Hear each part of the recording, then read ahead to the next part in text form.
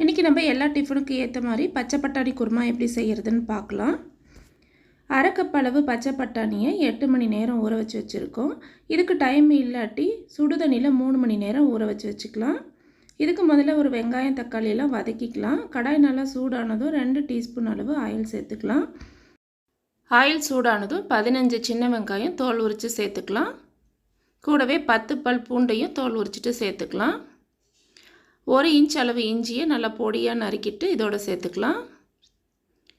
இதோட சில மசாலாலாம் சேர்த்துக்கலாம். 2 இன்ச் பட்டை, 7 கிராம்பு, 1 டீஸ்பூன் அளவு சோம்பு சேர்த்துக்கலாம். இந்த வெங்காயமும் பூண்டும் நல்லா வதங்கி வரணும்.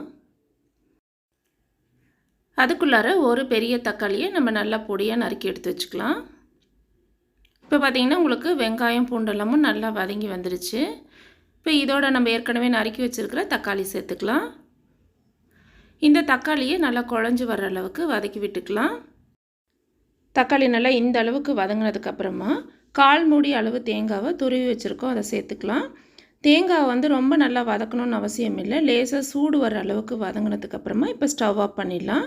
இப்போ இது எல்லாமும் நல்லா ஆறினதுக்கப்புறமா மிக்சி ஜாரில் சேர்த்துட்டு தண்ணி ஊற்றி இந்த மாதிரி நல்லா நைஸாக அரைச்சி எடுத்துக்கலாம். இப்போ நம்ம குக்கரில் குருமா தாளித்து விட்டுடலாம். குக்கர் சூடானதும் 2 டேபிள் ஸ்பூன் அளவு ஆயில், 1 பிரியாணி இலையை பிச்சு போட்டுக்கலாம்.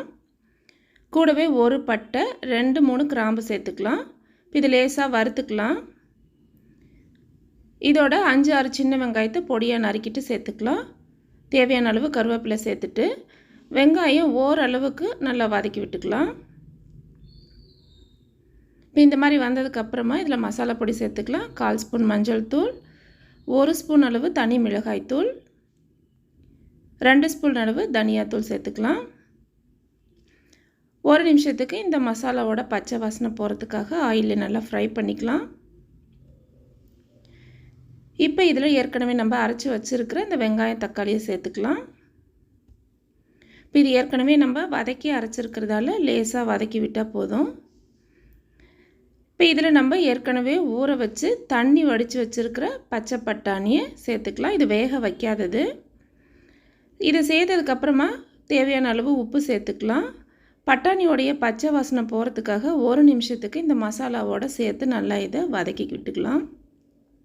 பட்டாணி வேகிறதுக்கும் குருமா நமக்கு எந்த திக்னஸ் வேணுமோ அதுக்கு தகுந்த மாதிரி இப்போ இதில் தண்ணி சேர்த்துக்கலாம். விசில் வைக்கிறதால நம்ம தண்ணியோட அளவு குறைவாக சேர்த்தாவே போதும்.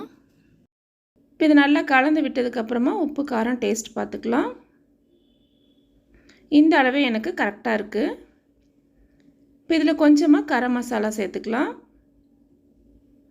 தேவையான அளவு கொத்தமல்லி தழை சேர்த்துட்டு இப்போ இது எல்லாமும் நல்லா கலந்ததுக்கப்புறமா குக்கரை க்ளோஸ் பண்ணிவிட்டு 5 விசில் விட்டு எடுத்துக்கலாம். இப்போ விசில் சத்தம் நின்றுடுச்சு. குக்கர் ஓப்பன் பண்ணிக்கலாம். பாருங்கள், நல்லா எண்ணெயெல்லாம் பிரிஞ்சு உங்களுக்கு கிரேவி மாதிரி நல்லா ரெடியாகி வந்திருக்கு. இதோட திக்னஸ் நமக்கு தகுந்த மாதிரி நம்ம தண்ணியை கூட்டியோ குறைச்சோ சேர்த்து செஞ்சுக்கலாம். இப்போ பட்டாணி வெந்திருக்கான்னு செக் பண்ணிக்கலாம். 5 விசில் விடும்போது உங்களுக்கு பட்டாணி கரெக்டாக வெந்திருக்கு. ரொம்ப குலைவாக இருந்தாலும் உங்களுக்கு தோல் தனியாக பருப்பு தனியாக வந்துடும். அவ்வளோதாங்க, சூப்பரான பச்சை பட்டாணி குருமா ரெடி. இதுவே நீங்கள் இட்லி தோசைக்காக செய்யும்போது தண்ணி கொஞ்சம் கூடுதலாக வச்சுக்கலாம். பூரி சப்பாத்திக்கு செய்யும்போது இந்த திக்னஸே உங்களுக்கு கரெக்டாக இருக்கும். இந்த ரெசிபி நீங்களும் ட்ரை பண்ணி பாருங்கள். இந்த வீடியோ உங்களுக்கு பிடிச்சிருந்தால் சேனலை சப்ஸ்கிரைப் பண்ணுங்கள். கூடவே பெல் ஐக்கானை கிளிக் பண்ணுங்கள். தேங்க்யூ ஃபார் வாட்சிங்.